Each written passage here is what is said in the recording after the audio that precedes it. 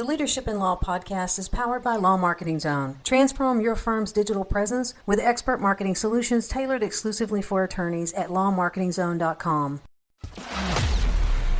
Welcome to the Leadership in Law podcast with host Marilyn Jenkins. Cut through the noise, get actionable insights and inspiring stories delivered straight to your ears. Your ultimate podcast for navigating the ever-changing world of law firm ownership. In each episode, we dive deep into the critical topics that matter most to you, from unlocking explosive growth to building a thriving team. We connect you with successful firm leaders and industry experts who share their proven strategies and hard-won wisdom. So, whether you're a seasoned leader or just starting your journey as a law firm owner, the Leadership in Law podcast is here to equip you with the knowledge and tools you need to build a successful and fulfilling legal practice.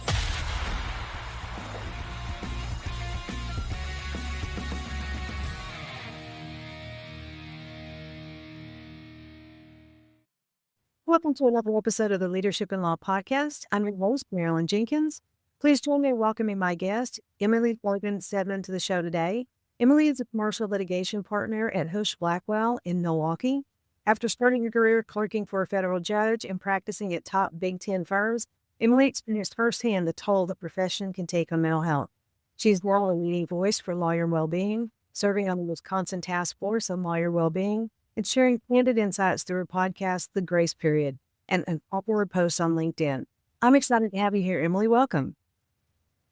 Thank you. I'm excited to be here. Fantastic. Tell us a bit about your journey. So my journey starts in a suburb of Atlanta, Georgia, where I was born. Both my parents are attorneys. My mom was actually in law school, and I think I get my work ethic both from my mom and dad, but particularly from my mom. So she was a teacher by day and a law student at night when I was born. She actually had both me and my sister while she was in law school, and really set the tone for both of us, knowing what it was like to have a very strong, successful woman in our life. Love that. Yeah. And that probably laid the foundation for much of my journey, which I tell people on a resume, it looks very linear, right? Achieve in all of grade school, go to a good college, do Teach for America, go to law school, and end up at a big firm practicing law and making partner. But along the way, there were definitely highs and lows and a lot of doubts, and really marked by times where I intentionally paused to say, what is it that I want versus what my parents want and what other people want from me?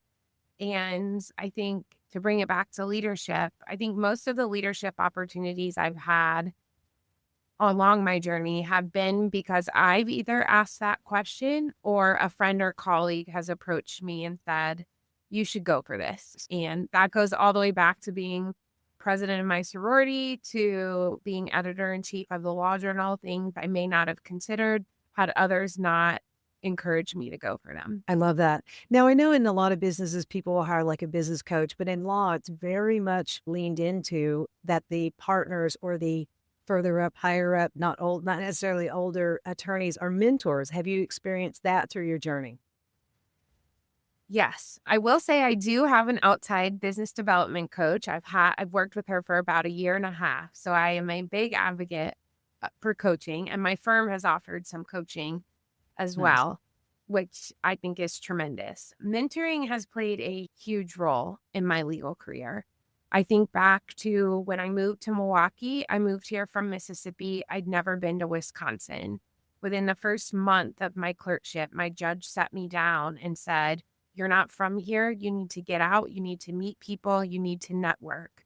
And her guidance and example on that is why I stayed in Milwaukee and why I ultimately got a job in Milwaukee after my clerkship.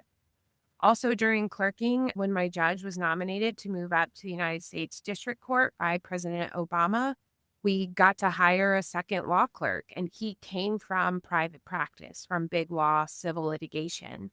So I was able to ask him, I have some hesitancy about joining a big firm. What was it really like? Is it worth it? And so to have his mentorship really guide me into that next phase. And then as an associate in two big firms here in Milwaukee, mentors have played a tremendous role in my career. I think of one individual who really isn't that much older than me, but was ahead of me in the career, who is still a dear friend from my first firm and really let me ask all the hard questions Nice. and played a key role. And then several people at my current firm who I was able to say, this is the kind of work I want to do. This is the kind of work I don't want to do. How do I stop doing the work I don't want to do? I got to ask them questions. I think I want to be partner. Some things have happened that made me question that. Is it worth it? And all of that has played a tremendous role in my personal and professional development. And now it's the biggest reward of my career that I get to pay that forward and mentor those coming up after I love me. that. A mentor is just someone that's a few steps ahead of you. And you can, yeah, I love that. And so you were able to fill out what you wanted to do. And being in a big firm, you can direct and do the kind of stuff that you want to do as opposed to, so veer into what you like, your expertise.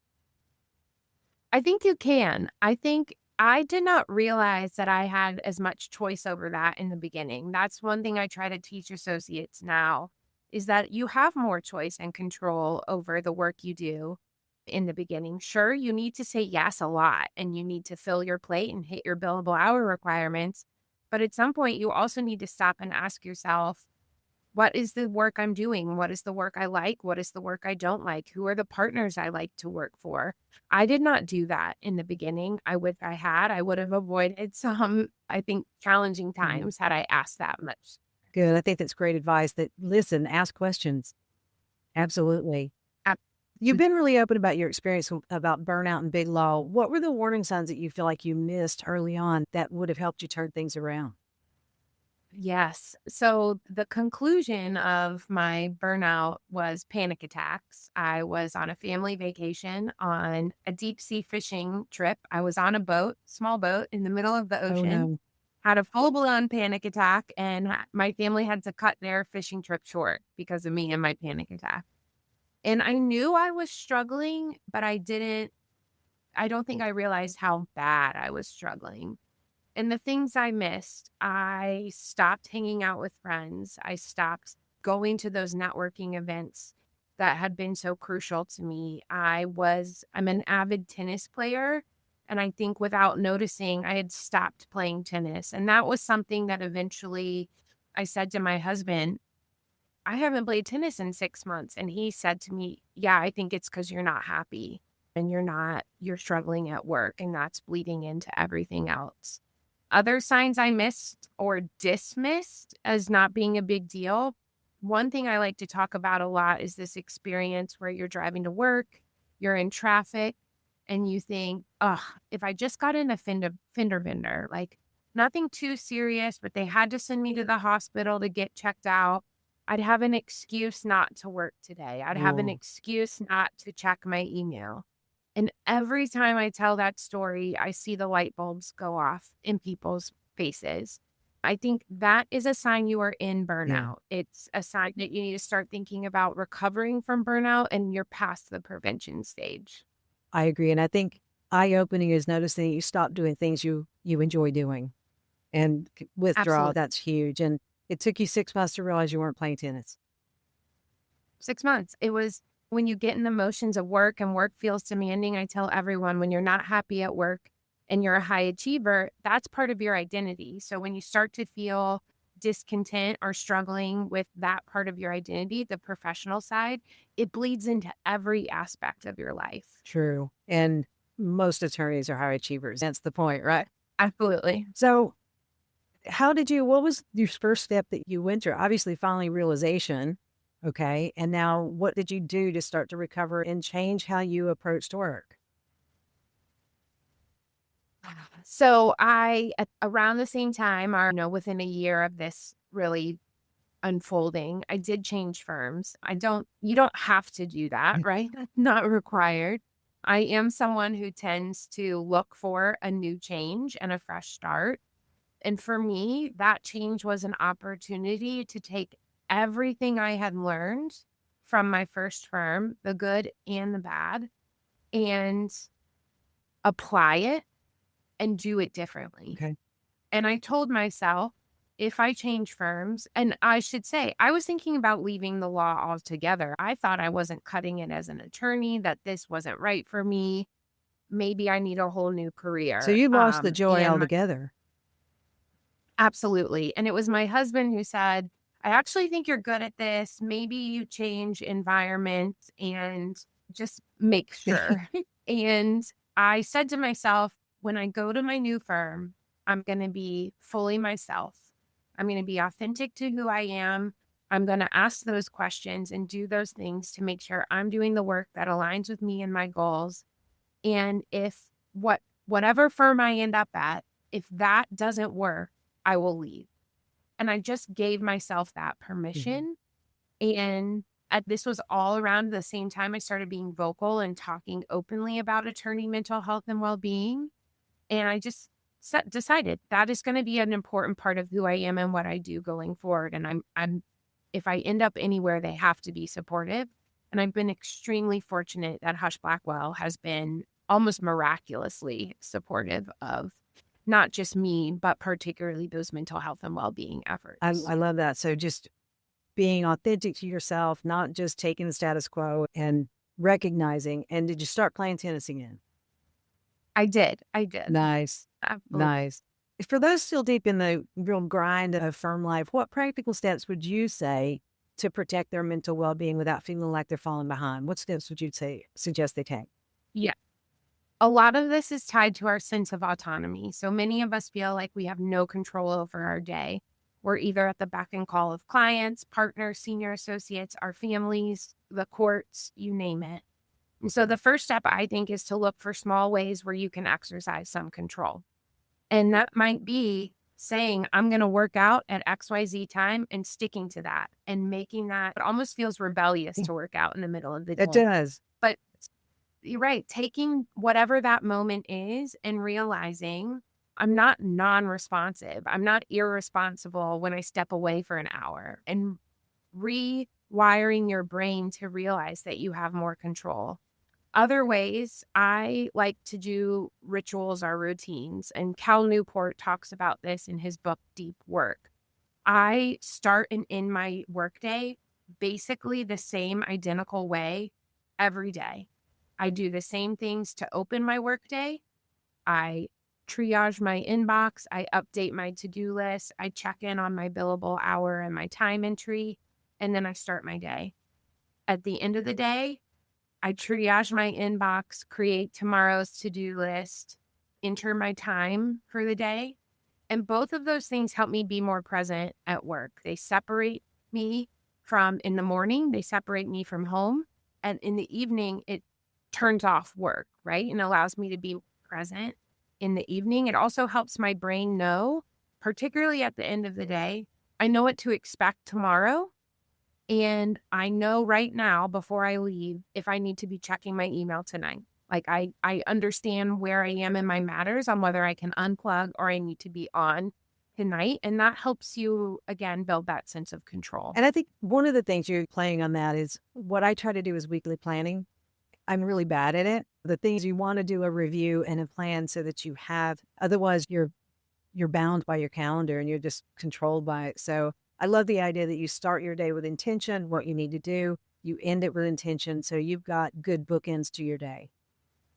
Yes, weekly planning is huge. And my personal podcast, The Grace Period, is the tiniest of tiny podcasts. All episodes are less than 15 minutes. This week's episode was about my weekly review ritual. Sometimes I do it on Friday, sometimes Saturday, sometimes Sunday, but it helps me avoid the Sunday scaries because I've looked ahead and I know what to expect. And I know I've thought through everything that I need to do for the upcoming week.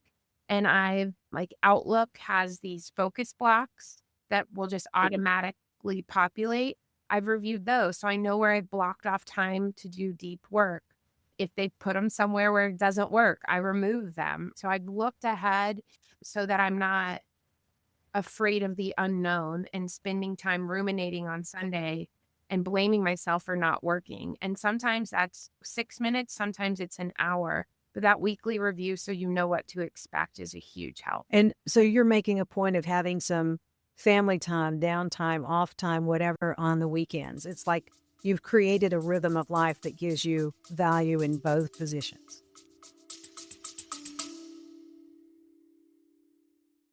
Hey, lawyers, are you losing cases to firms online that aren't even better attorneys than you? They're just better at marketing?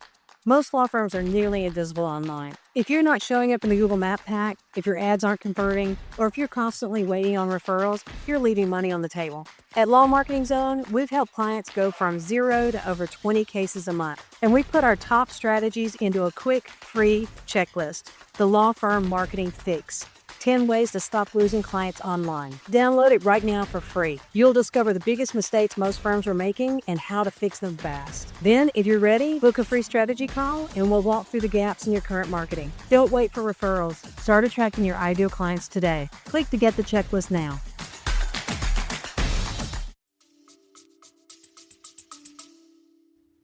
Absolutely. I think another element of that is whoever's in your life, personally or professionally, is over communicating.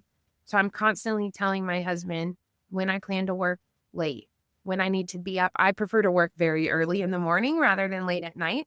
So when I'm going to be up and out in the morning and can't help with the dogs, or I can't do XYZ this weekend because I need to go in the office. And over communicating that to people also puts you in control and helps you voice it so that you don't feel guilty when you're skipping family brunch to go to work because you've told people what to expect. But you also develop this rhythm that you mentioned so that you're not doing that all the time. And so those people you're communicating with know that if you're doing that, it must be serious and legitimate. I'm serious. Also, he's probably over communicating with you if he feels like you're starting again. We've had to work on that, yes. But yes, now we are also in that rhythm of communication where he gets a sense of when I'm, maybe like last night, perfect example. I came home, I was very distracted. I'm in some very intense trial prep right now. I was on my phone, Teams messaging my team. He was like, "Is everything okay?" He could sense. I was like, "It's totally fine. It's just I need to be on with work a little more tonight than I would normally try." I love that. So he saw you go into that, helped you come out of that, and now he's keeping an even keel. And the rhythm's amazing. So you're doing something for yourself outside of work every day and on the weekends. Absolutely. I think that is the number one thing, no matter how small it is. And when I first started doing that, I would so I've never been a big reader. And in 2018 or 19, I was like, I really just want to start reading for fun. It's a good way for me in particular to get off my phone and read and have a book in my hand rather than my phone. And I literally would set a timer for 10 minutes. Okay. And that would be the one thing I did for myself that day, was reading for fun for 10 minutes, or I'd say just read 8 pages. But I think particularly starting and ending your day with one thing that is just for you and has nothing to do with work is extremely important and makes a huge difference, even if it's just 5 or 10 minutes. Yeah. Walking outside, touching grass is take a walk around the block. It doesn't mean you have to walk for an hour or get 10,000 steps, but just step away, breathe, and get out of your phone. Absolutely. And I think then once you know those things that are impactful, even in those short spurts, you can do that in the middle of the day too. Yes. Lunch walks are an amazing way of breaking up your day and also resetting your mind, especially if you're stuck on something. Absolutely. That reset is so important. Your brain keeps processing things behind the scenes. So often if I'm writing a brief or in the thick of it with a research or deposition outline, I'll take a break and go grab a cup of coffee just to get that reset. And you tend to be better when you come back because now especially if you can, years ago I was coding and we couldn't find the mistake in the code and go do something, come back, and you're like, oh, that's it. Absolutely. Everyone jokes that they have their best thoughts in the shower. And it's, because you can't be obsessing over whatever the issue is, but your brain is still processing Absolutely. I love that. And so thinking about culture that supports mental health, what would the role of firm leaders play in that instead of something that's silently burning people out, how can they help build a culture of well-being? That's such a good question. I think firm leaders, and I include really anyone in that title. So I think senior associates are firm leaders. Junior and equity partners are non-equity partners, and equity partners can be leaders. You don't need a title of firm chair or executive board member to be a firm leader. You need to model this behavior. And I think that is where particularly elder millennials, so my age, around 40, are really strong. We are modeling these changes for the associates and younger attorneys coming up behind us. So I voice things to my team like, I'm not taking my laptop home today because I need to take a break, but you can reach me by, here's my cell phone number if something's important, right? So it's not being unavailable, but it's modeling a recognition that I need to take a break while also saying, use your judgment. And if it's emergency, here's how to contact me. I think one thing my firm does really well is treating people like an adult. And that is exemplified by my firm's process and programming around remote and hybrid work. Okay. They fully embraced it. And it's really up to the individual and their team and potentially where you are in your career about being remote, being hybrid, or being in person. And I'm an in-person employee. I love having an office. But what that culture tells me is, Emily, your parents are aging. They live in Atlanta. You live 1,000 miles away. Don't hesitate to go home and work remotely. That is better for you. And that kind of empowering people to make those kind of choices, I think really models that you're an adult. It is important that you do good work. It's important that you work hard. But if you're doing those things, we're not going to micromanage you. And I think that goes a long way for building a culture of well-being. And that can be modeled on a team of 2 people, or it can be modeled by the chair of a firm. I love that. Yeah, that's true. Being supported, we are adults. And if you can be a responsible adult and still get your work done. Exactly. Absolutely. Yeah. And that's the key, right? Like, you have to build a reputation of trust and responsiveness and responsibility to be able to take advantage of some of these perks or options and choices. But if you do that, and most people can and want to and will, that's when you can start, I call it banking on that credit to do things like working out in the middle of the day, taking your tennis lesson for me at 9:30 instead of 7:30 in the morning, and things like that. Wow, I love that. So let's jump over to your LinkedIn. You built a strong professional brand on LinkedIn, and this is obviously part of your networking thing that you were doing. How has that visibility helped you personally and professionally at this point? Yeah, I think personally, it gave me a creative outlet and a part of my professional identity that's wholly mine. It's not my firm's identity. No matter where I go in the future, if I go somewhere, I love my firm. I'm not planning to leave, but it's mine and it comes with me. Okay. And there's some freedom in that. It also, a lot of people become attorneys because we love to write. And it allows me to scratch that itch in a way that's not client or billable or lawyerly writing. And I actually think my professional writing has improved because I'm writing every day for a plain English, more casual audience. It has also connected me with attorneys and like-minded professionals nationwide. And it has been a tremendously supportive and encouraging network to build and community to build. It has brought me many opportunities to appear on podcasts, speaking engagements, panel opportunities, to whole firms. I'll be speaking at the NOUT, the National Association of Law Placement, I believe, next year on a panel, and really expand my footprint. And for a long time, I hesitated to embrace this sort of moniker. But for a lot of people, I am the face of lawyer well-being for big law. And I can only say that because of the content I created and the network and community I built on LinkedIn. That's fantastic. I love the conversations that happen on LinkedIn. It's so interesting, and seeing everybody's journey and where they are. I agree. For lawyers who want to start on LinkedIn and grow their network and they feel uncomfortable posting, what one simple, authentic way to start would you suggest? Tell your story. You hear that a lot, but you need to be you and be authentically you. And if you do that, there's an audience who will develop and be interested in what you have to say, no matter how small. So for me, I began not with stories. I would talk about the work we were doing on the Wisconsin Task Force for Lawyer Wellbeing. That naturally led itself to the stories I had about being an associate at a big firm and what it was really like. And I just shared openly and honestly about that, which no one else was doing on social media or in a professional way. I wasn't just complaining. I wasn't bashing my former or current employers.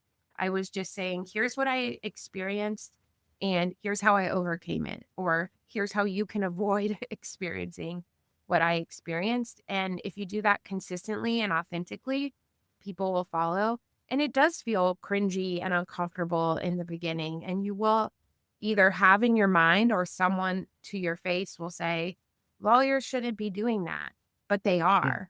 And not enough, I think, general private practice attorneys are doing it. No, I agree. And that's when it comes to any social media. It's like they're shying away. And social media is not an opinion piece that you file with the court. It's a conversation, and it can be educational. It can help you professionally as well. Yeah, and I like LinkedIn because there are guardrails, right? 99, maybe 95% of the time, it's a positive, supportive place. It doesn't have the trolls and negativity that some of the other social media platforms can have. And for me, it helped me really define my brand. I'm an attorney. I'm a commercial litigator. I advocate for well-being, and I talk about real life and big law. And I can stick to that lane and stay laser focused on that. And it has been a tremendously positive and rewarding thing for me. Excellent. Yeah, I agree. I think LinkedIn is definitely the platform for professionals, and it's another good outlet. You're building a personal brand, so that's another thing you're doing for you. So just to do a little wrap up, now anybody that's feeling like they think they might be burnout, and you've kind of described exactly what you should look for. Are you still enjoying things that you used to enjoy, or are you not? What would be just like a real quick 1, 2, 3, if you see it, do it. How would you say to start digging out of that hole? Give yourself permission to walk away. Of course, tidy up on your to-do list. Don't miss deadlines. Don't leave people hanging. But start developing a practice where you know when things can wait. And when things can wait, walk away. It might be 5 minutes to take a deep breath, to get some sunshine outside. It might be 24 hours, depending on your schedule and what you have going on.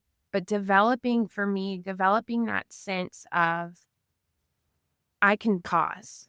Yes, there's always more work to do, but it doesn't have to be done right now. That is what helped me start developing a rhythm of being able to take steps away, either just for the night and sleep well, or for 24 hours. I'm not a big vacationer. I prefer to take a half day or a full day here and there, but it can also help you figure out how to take longer breaks too. I love that. I love that. Great advice. I absolutely agree. Just because even those of us that are entrepreneurs, we have to decide, it's especially if it can wait. Not everything, there's always going to be something to do.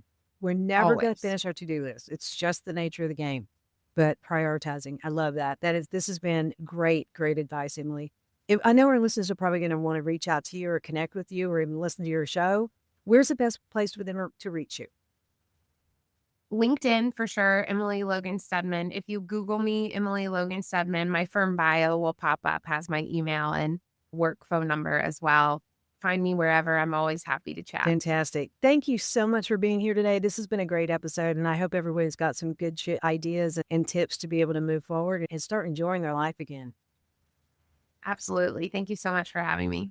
Thanks for joining me today for this episode. As we wrap up, I'd love for you to do 2 things. First, subscribe to this podcast so you don't miss an episode. And if you find value here, I'd love it if you would rate it and review it. That really does make a difference in helping other people to discover this podcast. Second, you can connect with me on LinkedIn to keep up with what I'm currently learning and thinking about. And if you're ready to take the next step with a digital strategist to help you grow your law firm, I'd be honored to help you. Just go to lawmarketingzone.com to book a call with me. Stay tuned for our next episode next week.